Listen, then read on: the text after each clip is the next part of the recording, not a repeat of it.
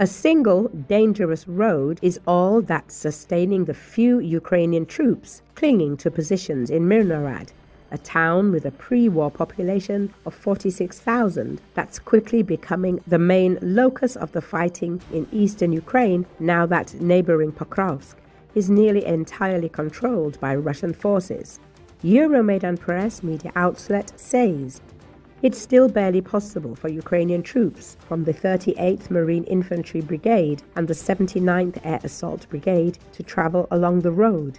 But the route is almost constantly under first-person view drone fire control by the Rubicon group, observer Thorkill noted. It is occasionally also infiltrated by Russian sabotage groups approaching it. Just three things are keeping the road open, underscoring the perilous state of the Ukrainian military's stubborn defense of Myrnohrad. Nearly a year after the Russian center group of forces, some 150,000 strong, arrived at the outskirts of Myrnohrad and Pokrovsk following a long and costly march. The village of Rodynske abuts the road on the east. Rodynske is contested by the Ukrainian 82nd and 95th Air Assault Brigades, among other units. If Rodynske falls, Russian infantry operating from the ruins would be in a good position to fully and permanently block the road to Myrnohrad. Russian sabotage groups aren't waiting for their comrades to capture Rodynske. Slipping through the porous front line, they can lie in wait along the road and ambush passing Ukrainian troops. It's the job of the Ukrainian 35th Marine Brigade, which General Alexander Syrsky, Ukraine's top commander, recently ordered to the Myrnohrad sector to clear out the saboteurs with local counterattacks. And then there's the fog. Overcast winter weather can ground and blind surveillance and attack drones. Fog is an equal opportunity employer, Ukraine Control Map noted. It hurts whichever side deploys more drones and helps the side deploying more ground forces. Over and along the road into Myrnohrad, the Ukrainians are the ones counting on ground movements. The Russians, specifically the FPV operators from the elite Rubicon group, are the ones counting on drones to achieve a decisive effect. In the fight for the Myrnohrad road, the fog favors the Ukrainians moving into and out of the town.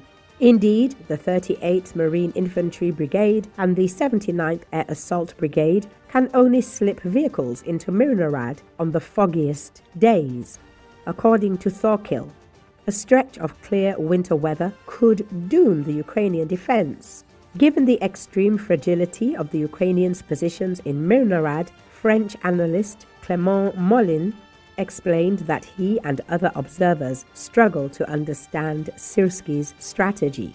The Ukrainian commander-in-chief has come under fire for holding onto lost cities and losing men for nothing at a time of infantry shortage, Mollin wrote. An epidemic of desertion from training centers combined with an inequitable and deeply unpopular conscription system has steadily sapped Ukrainian manpower, lending Russian forces a 5-to-1 troop advantage or greater in many of the most important sectors. It's almost certainly inevitable that the Russian center group of forces will eventually capture Myrnohrad, likely soon. There are too many weaknesses in Ukrainian defenses, too many variables that, if they even briefly favor the Russians, could sever the Ukrainians' sole supply line into the town. The question isn't whether Myrnohrad will fall, it's how many Ukrainian troops may be trapped in the town and when it falls.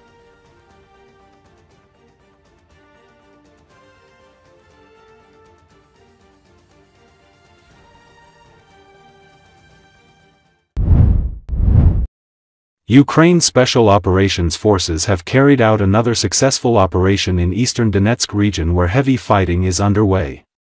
Fighters of the 8th Regiment of the Special Operations Forces have intercepted and eliminated a Russian sabotage and reconnaissance group in the region. During the small arms firelight, one Russian serviceman was eliminated, while 2 others were taken prisoner. In addition, the fighters of the 8th Regiment seized weapons, communications equipment, and documents belonging to Russian saboteurs. Video footage of the operation has been shared in social media. Video captures the moments Ukrainian fighters intercepted Russian saboteurs and engaged in fighting with them. Ukraine's special forces have scaled up attacks on Russian strategic positions in captured parts of Ukraine as well as deep in Russia. The frontline situation remains particularly tense in Donetsk, where Russia has made considerable gains. Moscow claims most of the region has been captured by its forces. There is high military activity especially around smaller towns and frontline cities such as Siversk. Russian units are increasingly present on the outskirts of the region and reportedly pushing deeper inside, using infantry, armored vehicles, and combined arms assaults.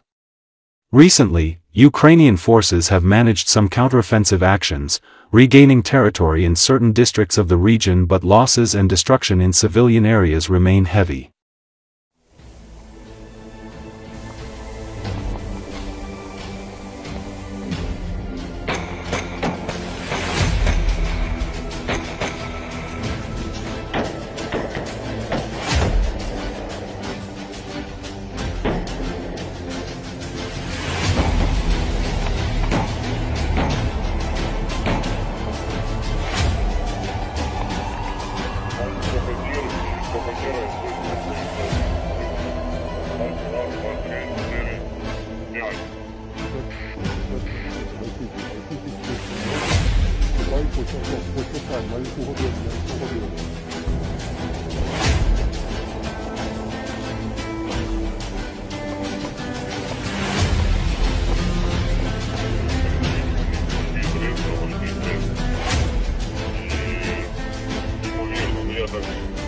предполагают